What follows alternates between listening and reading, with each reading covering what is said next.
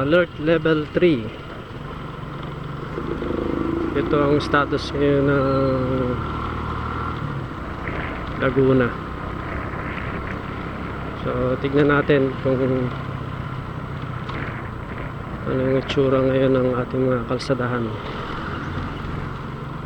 Uy,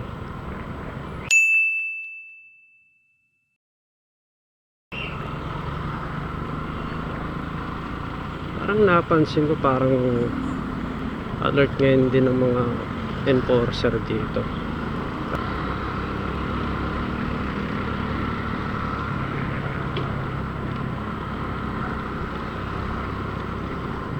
A few moments later.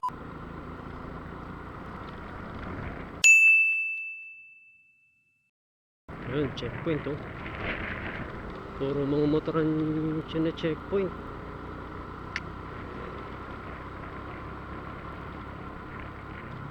Haba na ng traffic oh, dahil sa checkpoint.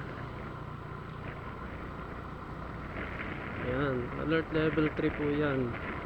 Dito sa Binyan. Boundary ng Pasita at Binyan yan.